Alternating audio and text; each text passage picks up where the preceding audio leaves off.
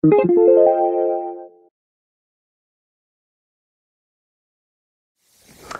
we're going to look at case B of right triangle trigonometry, where we have a side and an angle. Some of you have been wondering, hey, what is this pointer stick? It's actually a used stock that was Brussels sprouts. There's actually one left. I got kind of lunch on it if you want. It's very, this stuff is really good for you. Brussels sprouts are good for you, and trigonometry is just as good for you. It's awesome stuff. That's why I have the Brussels sprouts. We have to load this with really good stuff. Yes. The case here is a side and angle. We have theta 1 is equal to 35 degrees and the hypotenuse is equal to 20 meters. Well, I decided now to change the name from theta adjacent and theta opposite to 1 and 2 because kind of thought, hey, if this makes sense that the adjacent angle is next to the adjacent, the opposite's next to the opposite, but what they subtend, the adjacent subtends, the opposite got kind of confusing, etc. So, hey, let's just call it angle 1, which is down here at the horizontal, next to the adjacent, and angle 2 is next to the opposite, and that's fine. Therefore, we won't be crossing terms. It might work out a little bit better. So, lo siento if you're a little confused by the flaring opposites and adjacents. So, this is angle 1 over here. Guess what? Low-hanging fruit. We will go for angle 2, very simply. Why? Because we know in every right triangle, the two angles that are not the right triangle, they're not the 90 degrees, will add up to 90 degrees because the total is 180. So with that, this is very easy. Angle 2 will just equal 90 minus angle 1, which is 90 minus 35. We'll put the degrees here, and that's simply 55 degrees. Down. Simple. Got it. All right, angles are done. Hey, time for the sides. All right, for the sides, we're going to go back to SOHCAHTOA. I'll write it down over here. Again, our calculators are in degree mode. That's going to be really important. So, ka, toa. All right, here's how I'm going to work this now. I have the hypotenuse and I have this angle over here, and I want the adjacent side. So I'm looking for one of these relationships that does that, and the cosine does that very well. Cosine is a relationship between the adjacent side and the hypotenuse over here, and so let's write that out. I've got the cosine of the angle equal to the adjacent side over the hypotenuse, the ratio of the adjacent over the hypotenuse. I want to solve for adjacent. Well, it's pretty simple. Using SADMAP, we know that this is attached to the adjacent by the operation of division, so we would like to multiply both sides by the hypotenuse and isolate the adjacent. So what we have over here, I'll put a comma, the adjacent side is equal to the hypotenuse times the cosine, we can write that a little better, cosine of the angle. Beautiful thing. Why? Simple. We know both values. We know what the hypotenuse is. Check, 20 meters. And we know what the angle is that was given as 35 degrees. So all this stuff is like given information. So that's nice. So now what we have then is 20 times the cosine of 35 degrees. I'll put that in parentheses so it's easier to read, maybe easier to type in to the calculator. All right, so I'll type it in like yay. 20 cosine 35. And here's what it looks like in my calculator. Remember, I'm in degree mode.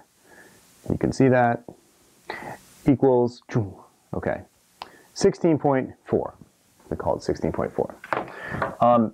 Now, let's do a gut check. See if that makes sense. This is equal to 16.4 meters. All right? Now, does that make sense? Do it in green because the other one was 2. 16.4 meters. 20 for the hypotenuse, 16.4 here. It adheres to our rules that the hypotenuse has to be the longest side.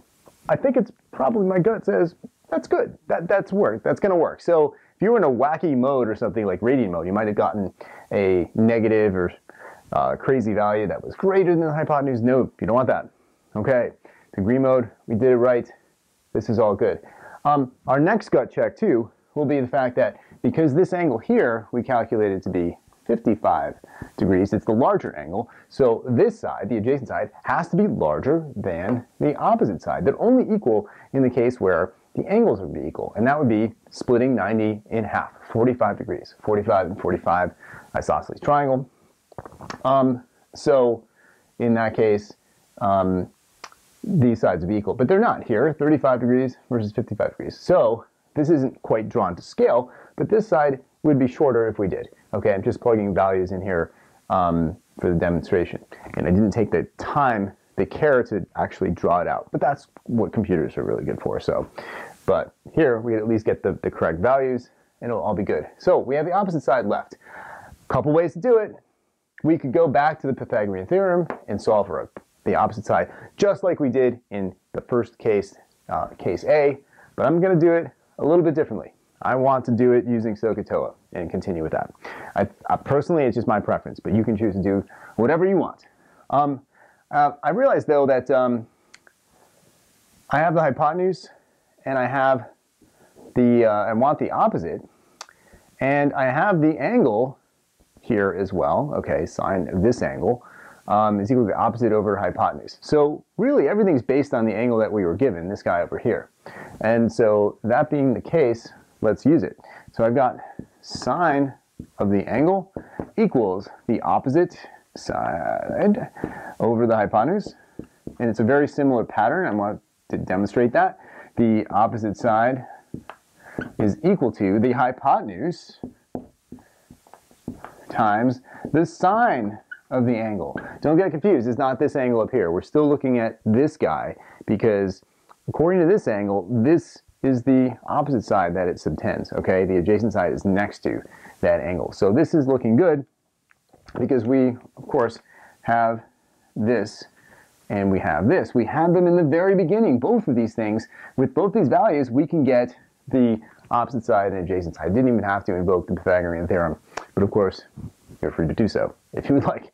Now what we have is 20 times the cosine of 35 degrees, right?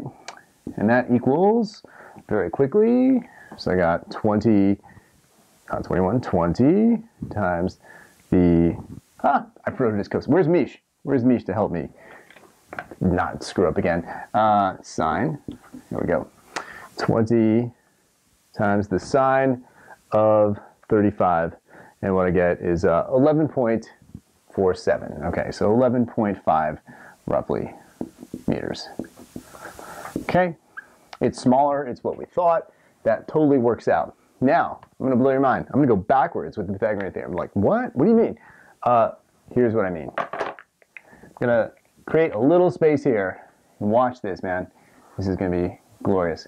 These are the two sides adjacent and opposite. Well, if I do this, which is adjacent squared plus opposite squared, should equal the hypotenuse squared.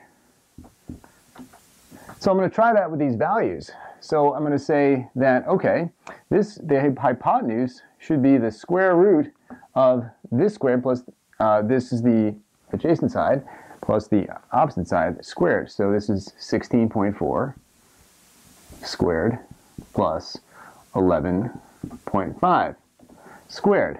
And then the square root of all that to get the hypotenuse. Let's see what's up with that. I'm thinking it's going to be really close to 20, minus some like tiny rounding errors and stuff. So here we go. The square root of, I'm gonna show this to you in just a moment. You're gonna love it. 16.4 squared plus 11.5 squared, and then the square root. Did I get that right? That looks good. Oh my gosh. See it up there. Yes, 20. All right.